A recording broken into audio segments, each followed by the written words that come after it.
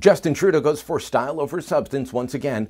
I'm Brian Lilly with the Rebel.media. Given all the attention paid to his hair, to his socks, I shouldn't be surprised that the Prime Minister likes style over substance, that he likes to sizzle over the steak. And that's what he's doing once again as he marks National Aboriginal Day. Now, if you didn't know that National Aboriginal Day existed, don't worry, it won't exist for long because he's going to change the name of the day. That's one of his big announcements today, along with erecting an Indigenous cultural center and also changing the name of a building. None of these three things are necessarily bad, but none of them actually do anything to improve the lives of Aboriginals, First Nations people, Indigenous people. I'm not sure what nomenclature to use anymore, but it doesn't help the native population of Canada.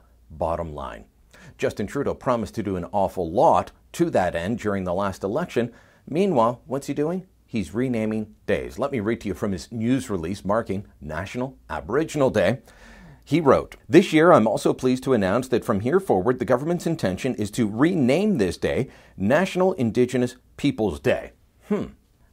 I'm neither here nor there on the name of the day, but like I said, it doesn't improve anyone's lot in life, nor does changing the name of the Longevin Block. Longevin Block is where the Prime Minister's office and the Privy Council are housed. It's named for one of the fathers of Confederation, but because he had a role in setting up the residential school system, his name's going to be taken off the building. Trudeau announced that today as well.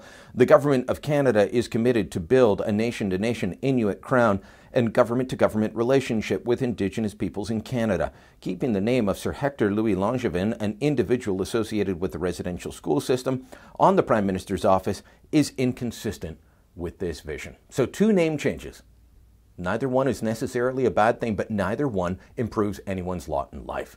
And then finally, his big announcement today was a new cultural centre. The Government of Canada will work in full partnership with representatives of First Nations, Inuit and Métis Nation on next steps in the design and redevelopment of 100 Wellington to ensure this becomes an inclusive space that reflects the vision of Indigenous peoples and the spirit of reconciliation. This is the old U.S. Embassy that is right across from Parliament. It has been sitting empty since 1999. They've talked about a portrait gallery and all kinds of other things there. Instead, it's going to be an Indigenous cultural space. All right, fine.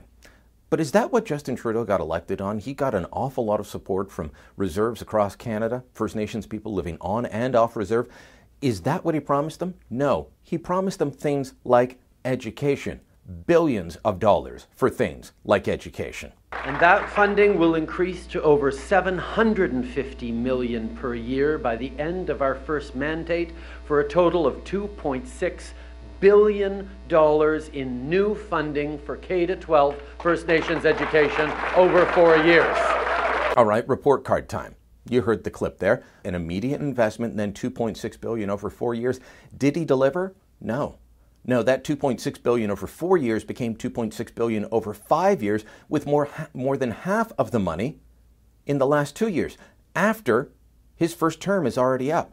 That's the reality of the situation. Trudeau promised one thing, delivered another. It's more of his enjoying the sizzle rather than the steak. What about the Shoal Lake 40 First Nation? This is the one that he went to with Vice magazine, cameras in tow, no other media allowed on site, to talk about the horrors of their water system. And truly it has been horrible. 19 years under a boil water advisory for a First Nation that sits in the same lake that Winnipeg takes its water from. They're still under the boil water advisory. Has he fixed that? No, even though that is federal government responsibility. And then finally, what do most people want out of life in order to feed their families, live their lives? They want a job. How's Trudeau done on that?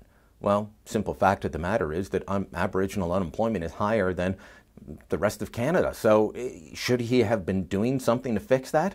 I would say yes. And one of the things he could have done was approve the pipelines going to the West Coast, including Northern Gateway, which was supported by the majority of First Nations groups and reserves along the route. Instead, he went with some activists that said, no, this is bad. He shut that down. The oil sands is the largest employer of First Nations individuals across Canada, bar none. He should be doing all he can to support the oil industry there, to support the pipelines, and he's not. Instead, he's getting in their way. He's throwing up roadblocks on the one front where First Nations people, First Nations owned companies are making real headway in providing for their communities. Justin Trudeau likes to talk a good game. He likes to show up in his canoe, wear his buckskin jacket, do all the cultural appropriation he can. But when it comes to actually delivering on hard things like improving education, improving the water quality, improving jobs, he's a complete and utter failure. If you like the Rebel video you just watched, make sure you never miss another one again. Click here to subscribe. And if you haven't subscribed to YouTube Canada or Rebel Canada on YouTube, make sure you click there as well.